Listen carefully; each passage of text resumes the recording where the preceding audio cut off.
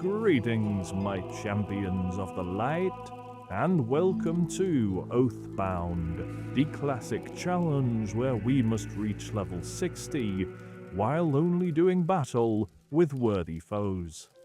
And by worthy foes, I mean we can only do battle with orange level enemies, creatures at least 3 levels higher than ourselves.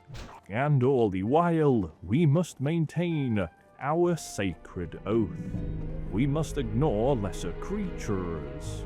We can only fight worthy foes. And as a paladin of the holy light, we must never bring dishonor to ourselves. In the last episode, my friends, we delved into the Mogrush stronghold and did battle with various ogre fiends. And you may be wondering what happened, as I did leave you on quite the cliffhanger. And well, let's just say a miracle happened, as I was moments away from certain death. I'm just kidding, I did actually just die. And I had no choice but to spin the Wheel of Doom. And after landing on green, we had no choice. We had to destroy our gloves, our belt, both of our rings, and our burnished braces, meaning our armaments have been completely obliterated as far as I'm concerned. A heavy blow for a paladin like me. But you know me, my crusaders, I'm not about to give up just yet. I visit the local, metalsmith, and I purchase a pair of chainmail gloves and a chainmail belt. Hopefully these will tide me over so I can at least finish my quest. Speaking of quests, I make my way to the Silverstream mine and make a grab for those miner's gears. Unfortunately, once again, I remember that if you activate your bubble, well, for some reason you can't collect these quest items, and I am forced to retreat. Along the stone-wrought dam, I come across Chief Engineer Hinderware, and he gives me a simple quest that involves gathering a sample of explosive powder laid down by the Dark Iron Dogs, who seek to blow this dam to smithereens. And somehow, while being bubbled by the blessing of protection, I am able to collect the sample. Not before making fun of these fiends, and causing one to get so angry. Unlike his friend, he continues the chase leading to his demise. We hand over the strange-smelling powder for a healthy dose of experience points, and get a simple quest simply to deliver some news all the way in Dunmodra. Quite far away, if you ask me. And so, instead, I decide to power myself up once more, and I engage in brutal combat with the Mogrush fiends. I may not be able to take down Chuck Sewell, but that doesn't mean that I can't beat down his ogre minions. And now is definitely the right time to do it, as some of these ogres are, well, they are no longer worthy opponents, as they are now yellow level enemies. Still, eventually I am able to take down the rest of the Mogrush enforcers, and the final Mogrush ogre. I even come across a bit of copper ore along the way. That spider better not be getting any idea— Whoa!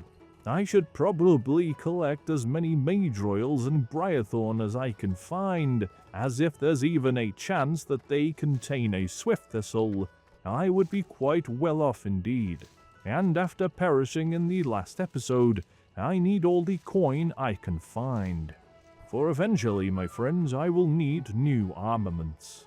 Of course, hanging around in Loch Modan is no fun at all whenever I come across a herb and am forced to turn back as it is surrounded by unworthy foes. I make the journey into the center of the loch.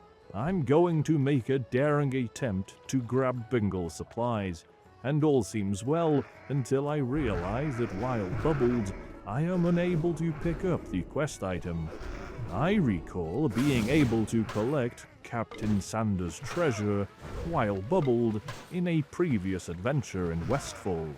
So why, must I ask, am I unable to collect the miner supplies or Bingle supplies? It makes no sense. Very inconsistent if you ask me. And you better believe all of these unworthy creatures are starting to get on my nerves. I come across a group of dwarves, and one even has a quest for me. And after a measly amount of experience points, I am finally offered a mission to escort Miran to the excavation site. Now, my friends, as a pacifist priest, I was able to utilize my psychic scream and my bubble in order to keep myself alive while Miran did the rest. Luckily, this time, it turns out that in Burning Crusade, they allow you to heal Miran with your own healing spells, meaning this quest is most definitely possible, as thanks to my Holy Light spells, I am able to top up Miran, allowing him to do all the damage, as these non-orange level raiders, well, I cannot do battle with them. Fortunately, Miran throws hands, and we finally make it to the excavation site, where I receive a healthy dose of experience points for my efforts. And what do you know? This Mage Royal has 2 Swithistle, and I decide to spend some more time adventuring around Loch Modan in order to collect some more resources. And it's just my luck that every time I try, a unworthy opponent interrupts me, and due to the restrictions applied to me by the Holy Oath, I am unable to beat them down, and am forced to wait my turn to harvest the silver ore from these silver veins and collect these bruiseweeds. I even spend about a minute waiting for my Hammer of Justice to come off cooldown, thinking that I can outsmart the bird and gather the bruiseweed just in time, but that does not work. These birds are most annoying indeed, and make it very difficult for a paladin like me to get around the place unmolested. And that may feel like a strong word to use, but it's certainly not. These buzzards are incredibly irritating. Soon I find this old spider, a rare elite in a cave deep in the mountains of Loch Modan. And it drops a chest plate, perhaps that will be worth some coin. And after coming face to face with a group of orange level elites, I decide it's high time that I get out of here, and I cross the stone-wrought dam, as there is just one more thing I want to try before we leave Loch Modan for good. And as I approach the entrance to the Silverstream mine, I am surprised to find that the entrance isn't actually surrounded by kobolds. I venture inside and quickly come across a human rogue. I'd wait for them to aggro a kobold and make a grab for my second miner's gear. I even grab a third one, and the rogue is not best pleased.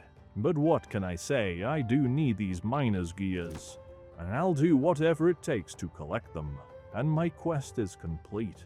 But I do begin to feel a little sorry for this rogue, and so I decide to stand beside them and grant them a blessing of might. And after probably surprisingly to them not stealing the chest from right in front of them, they leave me a little gift of 3 copper ore. I hide behind the corner and I notice them doing something quite strange. Despite stealing the miner's gear from right under their nose, they give me some armor kits, made right there by them, and I feel guilty, and so I trade them some elixirs and healing potions, and the 2 of us jump for joy with no hard feelings left behind. I hand over the miner's gear to Mountaineer Stormpike, and he grants me a healthy dose of experience points. And with that quest finally completed, I venture back to the town of Thelsamar, where I let the magistrate know that I have beaten back those ogres, and he rewards me with even more experience points. and with just under 5 gold to my name, I remember that I should probably check the mailbox. And oh my goodness, my crusaders! It turns out there was a lot of coin hiding in the mailbox. And it's not long before I have just under 11 gold. Clearly, harvesting these resources pays off, literally. I take the flight path out of Loch Modan, as this area is now too low level for a paladin like me. And after a long flight takes me southbound, I finally reach Stormwind City, where I visit the Dwarven District and hand over Stormpike's order to Furin Longbeard. I even take the opportunity to smelt the silver ores that I had collected in Loch Modan. And after visiting the auction house, I am taken aback. It turns out Swift Thistle is now worth almost 95 silver coins, and these silver bars go for 20 silver each as well. How lucrative! I auction off the rest of the supplies, copper ore being quite a staple, but in the end I decide to hold off on buying some upgrades, as I will be able to purchase higher level upgrades if I can hold out until level 18, leading me to purchase some chainmail bracers from the armor merchant, and for just a measly 8 silver coins, I was able to purchase these linked chain shoulder pads. Having finished my business in Stormwind City, I take the Griffin all the way to the Redrich Mountains, as it's about time that I finally hand over that crate of horseshoes that I collected from the blacksmith in Goldshire to Werner Osgood. While here, I take the opportunity to collect Hilary's necklace from Lake Everstill, as well as Foreman Oslo's sunken toolbox. And after handing over Oslo's toolbox, I am rewarded with a lot of experience, and now I am level 17. And I accept a couple of orange level quests to do battle with orange level gnolls. And after handing over Hilary's necklace, Dockmaster Baron asks me to collect 10 spotted sunfish from orange level murlocs. How exciting! I'm sure I'll need these elixirs. Hold on a moment. These gnolls are only yellow level enemies. Perhaps I am on the wrong side. But no, my friends, even when I venture further north into the Redrich Mountains, all I find are more yellow level enemies. I've been bamboozled. Both of these orange level gnoll killing quests, well, they're not orange level at all. I've just been scammed. Still, I'm sure we can venture over to the Murlocs. But, my friends, it turns out many of these Murlocs are in large groups. Or I guess you could say schools. Schools of Murloc.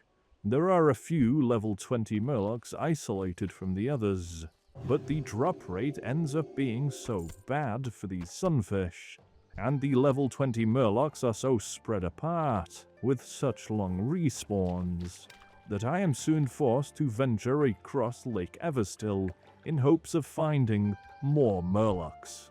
But all I find are even weaker and even less worthy Murloc fiends. I suppose there's no point me waiting around for respawns, and so ultimately I decide to drop these quests. And while we make our way westward, now is a great opportunity to reveal the chosen name for our chicken squire. Many of you voted after the last episode, and we finally have a result. 35% of the vote share went to Friar Bock. And so it's only right that we name our chicken squire Friar Bock.